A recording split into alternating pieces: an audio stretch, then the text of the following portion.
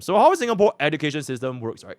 Not even by the age of 18. I believe by the age of 12. Yeah, by the age of 12, you are gonna be classified into this thing called the express stream, normal academic stream, and normal technical stream. So express, NANT.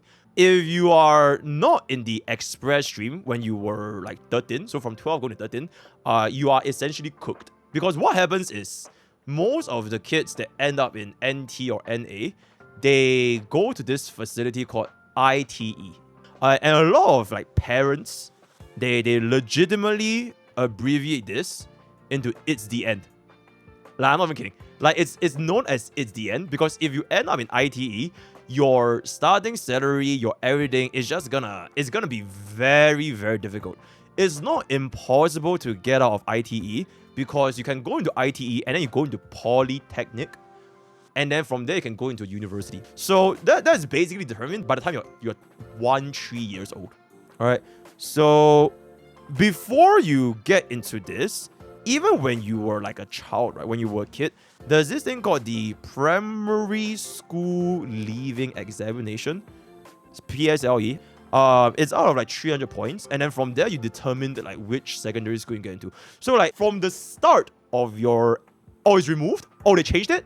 Okay, back in my days they have this thing called the system. They removed. Okay, essentially your entire life since the moment you are placed into the education system is a race. It has been a race from day one, right? There's no such thing as, casual, fun to play. Everybody was chasing the meta, right? The meta was getting good grades so that you can not be power crap when you're a kid. You will quite literally get power crap by others if you fell behind, right? So nobody want to do that. So like since young, you have this mindset ingrained in you. Essentially, what I'm trying to get at is that at every stage, whenever you leave your previous education facility into the next education facility, there will be this almost life-changing examination. Not to say that it will determine the rest of the future, but it will greatly influence like how your life will pan out. It's not to say that if you ended up in like polytechnic, you wouldn't go to university, or like if you went to the JC, it means that you are guaranteed a university. But generally, it will also shape how your culture is like. So the most important one, I think, which is the one that Fob was talking about, this I believe was their university exam, right? Okay, for Singapore, it's called the A levels. So this is specifically for JC students. I think that is most likely it is the most important exam, the A levels in Singapore. And if your score was bad and you couldn't get into not the sky, but it's just local universities, namely NUS, NTU, or SMU. So if your score was bad, especially as a JC student, you either couldn't get into the local U or you go into the private universities.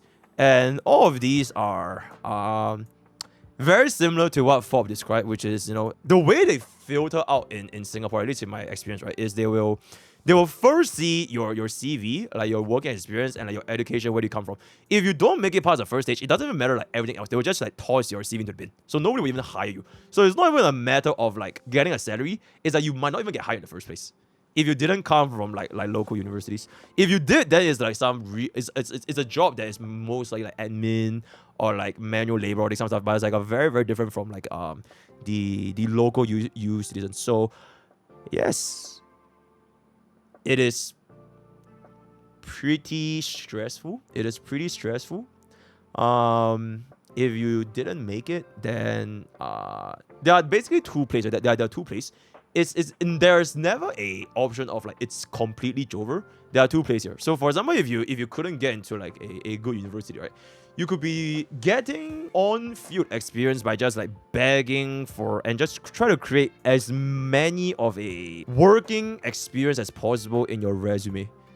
So try to get more experience instead of education. If you don't do that, you have to hope that you have like rich parents to send you into either these private universities, which are a lot more expensive, or they just send you overseas. So a lot of Singaporeans, if they couldn't make it, their parents, especially their rich parents, they'll just send them over to Australia, they'll send them to like Canada, they'll send them to the US, whatever it is. They just leave Singapore. And they'll pursue the education and see if they can find a job from there. So yeah. Okay, TLDR, play gacha games, play gacha games, play gacha games. You have cooled your last cool, my man.